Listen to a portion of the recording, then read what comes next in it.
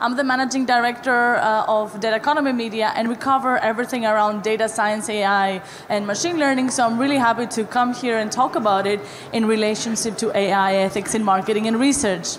So there's one really important topic when you think about this, is that how AI is changing and evolving marketing and research, and exactly what can we do to prevent having AI creating more historical imbalances and power imbalances. So I'm really happy to be together today with Kristin Luck, who is the president of ESOMAR, and she actually has been 25 years in the industry working a lot with marketing technologies, so she's at the forefront of this topic.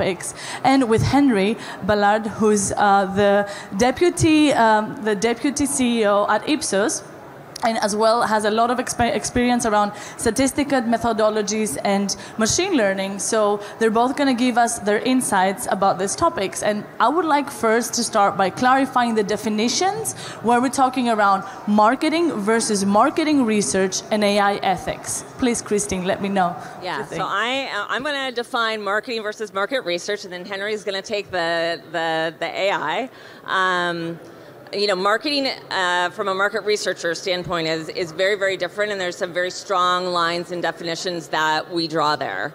And primarily that means that when we're doing research, we're not trying to persuade, sell, get someone to buy something. And PII, or personally identifiable data, is extremely important to us. We don't collect PII.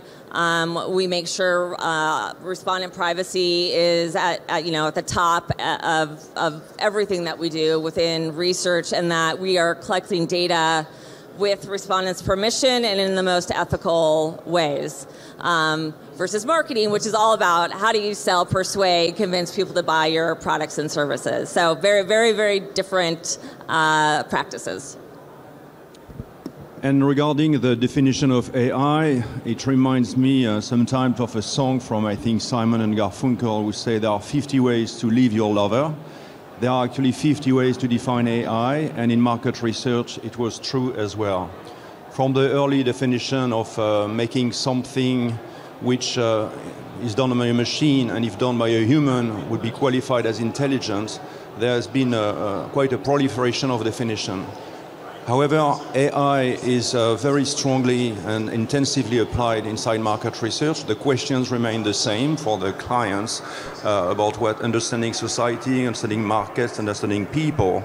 But it's done now with a great diversity of data sources, volume of data, and AI, especially deep learning and machine learning applications, enable to incorporate data such as social media data.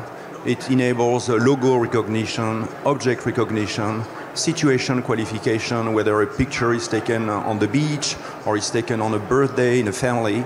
So AI has enabled a lot of new capabilities to integrate data streams and deal with them in an efficient way, but also in increased modeling and delivery techniques through the implementation of machine and statistical learning.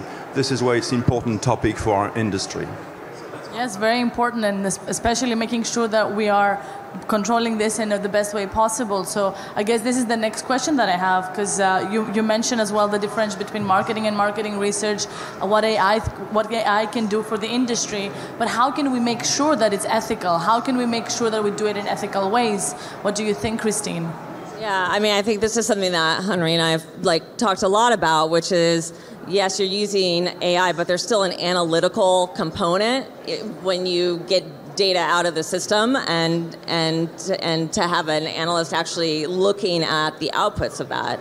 I think the other thing that we have to realize about AI is that it is still an algorithm that is developed by humans.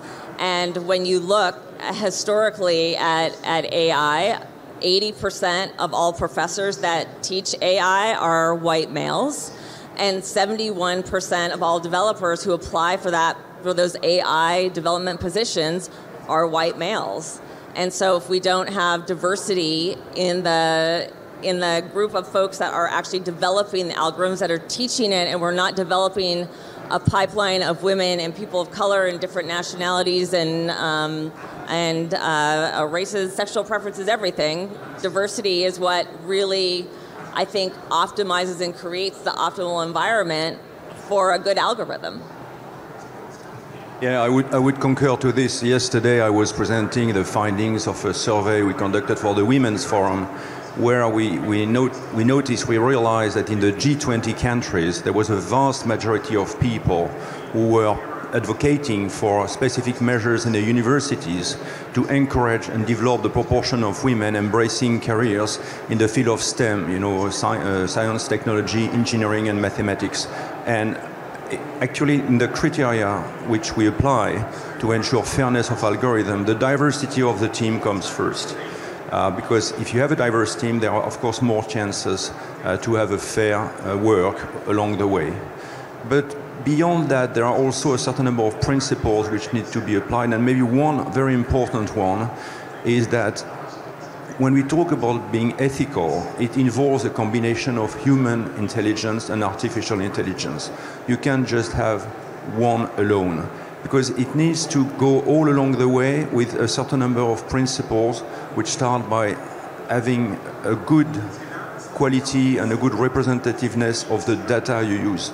The training data sets, they come first. And then along the way, there are some principles and algorithms which have been formalized by some academic researchers about truth, about beauty, and about justice. The truth of the algorithm relies in the fact that they are reliable, that you have the relevant data, etc. The beauty is relating to the effectiveness for the algorithm, their simplicity, their sparsity. And justice is really rising. And actually we published 3 years ago in a congress called Big Surf, where we are having combining big data and survey, the emerging and growing importance of justice. So first, with a good data set, if your data set is imbalanced, the algorithm will be trained in an imbalanced way and will deliver imbalanced profiles. But it goes beyond that. It's also about the ethics and the data you collect itself. And also I would like another element, which is about the purpose of your research or the purpose of your AI application. So basically it needs human oversight all along the way. There have been many books written on AI. Some of them were, highlighting the threats behind AI, or there are the benefits on AI, but in the end, we as humans have to keep control on the application and usage, and this is an extremely important principle for market research.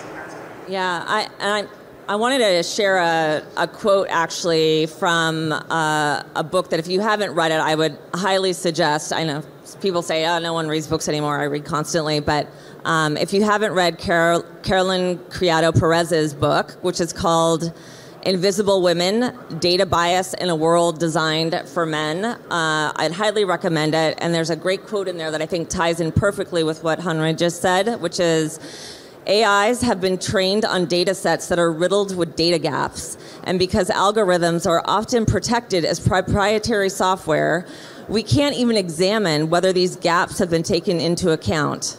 In essence, when a single slice of the population is tasked with designing discriminating systems, we cannot be surprised that the results are so blatantly discriminatory and blind to the obstacles faced by marginalized communities. Wow. Thank you very much for your comments so far. I think it's very important to highlight here that essentially the data is very much tied in with the person. So diversity in the environment and in the data lab is very important. And everything that you highlighted, Henri, in terms of how you collect the data and what data you have. So you need to have the right people there who are potentially even part of the research. So how can we prevent that in the future to not have these historical imbalances? How can we actually have this data sets that you're talking about? What other ways are there? Yeah, I mean, from my perspective, I don't think that that the people that are developing these algorithms are intentionally being malicious. We all have unconscious bias that are built into our systems, myself included. I think, being cognizant of the data gaps that we have, you know, particularly in the data sets that you might be using, is super important to acknowledge, both not just in your research, but in your product development, you know, along the way. You know, I think that, again, you know, if we're not creating a diverse pipeline of candidates, then we have a real problem. I mean, one of the excuses that I hear a lot from companies is, well, we tried to find or hire female engineers and we couldn't find any. Well, then you have the wrong networks. You know, like, go out and make an effort to network. The companies that have the most diverse engineering teams make a huge concerted effort for it. And it's interesting. I was talking to a woman yesterday. Unfortunately, I can't remember her name because I met so many amazing people here that I've talked about AI and data ethics with. But, you know, she was talking about a case study, which was highlighted in a paper that I wrote, you know, a year or two ago, about Amazon and how Amazon had been using an AI algorithm to recruit employees, and it was intentionally like taking out anybody that had the word woman in their resume. So, you know, if you're like excluding women, or if the AI algorithm recognized you as female, basically you were being excluded from the interviewing process. So it's like recognizing and like figuring out where those data gaps are happening and correcting them as quickly as possible. I think some of the steps which can be taken relate, as I said earlier, to the combination of human intelligence and artificial intelligence, and I want to illustrate also some key principles, one of them being transparency. I think, you know, I spent 4 years in a machine learning laboratory some years ago, and you can perfectly predict without understanding how you predict. But when you do things like this, you are that close to prejudice. And you need to be very careful. And I'm very stressed when I see, for instance, the usage of no-code AI developments in fields which relate to human, social science, health, etc. I mean, there are lots of very high risk. So transparency on how the algorithms and the methods are implemented, it goes with the diversity of the sample, the diversity of the team, the purpose of the research, or the purpose of the application. So transparency is one, and it goes with another rather scientific concept, or two concepts, which are explainability and interpretability. Beware of black boxes. You can't have ethical guarantees if you don't understand what you are doing. You can't have transparency if you don't understand how the system works, how it was designed and how it works. And it takes time, and it involves humans, and it involves qualified human people, diverse human people, team challenge, a certain spirit, a certain way to operate. So transparency is key. What do I mean by explainability versus interpretability? Basically, explainability is once you have implemented your algorithm to be able to say how it was designed. That is not just a pure black box where you have no idea how it's working. The interpretability relates more to be able to pinpoint, for instance, to illustrate what are the drivers of the decision. Why did I not get my loan approved?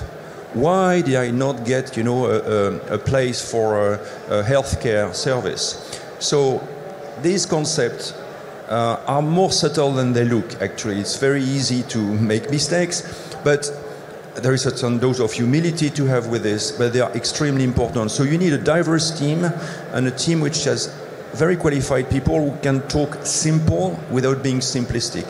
And I think this is where, you know, the diversity of the team, the combination of expertise, the principle of transparency, the quest for explainability and interpretability, which then give you better guarantees to have, in the end, ethical implementation of AI in market research. But I think it goes way beyond market research.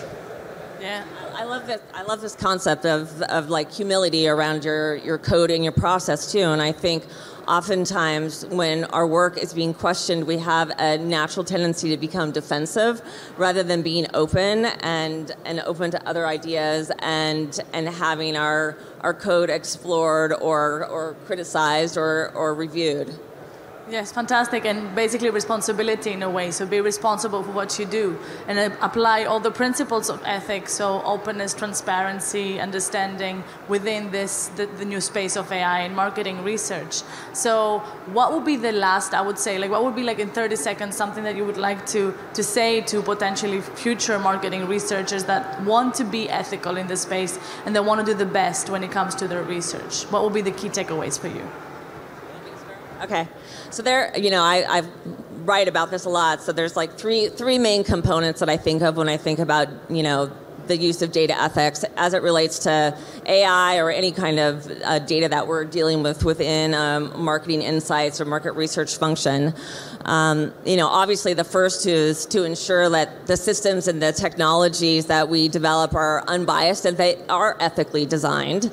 There are, many documented cases of unethical AI that can literally be weaponized against certain populations or by hardening people into categories that don't necessarily fit well, such as like gender and sexual orientation. Secondly, I think we need to be working together globally to ensure that data ethics and standards are upheld. And I know that's challenging a lot of the times because privacy and data protection is often driven by governments versus, in the US, it's very much driven by business. We just only recently got CCPA in California, and so there are more privacy regulations coming in, but by large, businesses have had a lot of control over privacy versus the EU, where it's more citizen-based, versus places like China, where it's more governmental-based. And I think that's why close collaboration and best practices between associations like ESOMAR and suppliers like Ipsos are so important, and acknowledging cultural differences is so important. And then lastly, I think we need to really make sure that our business models aren't driving unethical behaviors. When I started out in research, which was in the 90s, there was no private equity money coming into this space. And now there's so much money flowing in around technology, marketing technology, market research, and it's really driving down, prices, profitability. And a lot of research firms have not changed their traditional business models. And so when that happens, what we see is a drop in data quality or a drop in standards or practices. Yeah, I think, technology can provide the best and the worst. And we live in a world where data are so abundant everywhere, an overflow of data. Our business, our industry is about, extracting meaningful information, relevant information, and in an ethical way, as we said here. So I think, we must never lose sight of the human side and the ethical side, of course, of the applications of AI. And not only we have to walk the talk at the company level, but it's also very important that we have professional organizations and relationship, of course, with the governments and institutions to make sure that there are sets of codes of conduct, rules, principles in the interest of the public and the interest of everyone. So machines should not work alone. They need to work with humans and with diverse humans, and that would be my last word. But this being said, it's a new frontier. We have embraced it, and we'll continue to embrace it. And I'm sure that the needs of clients, citizens, governments will be even better met in the future with this combination of data sources and these new methods. There is no such thing as an old world versus a new world. They all get together. Thank you. Thank you very much. Great insights. Thank you for being a great audience.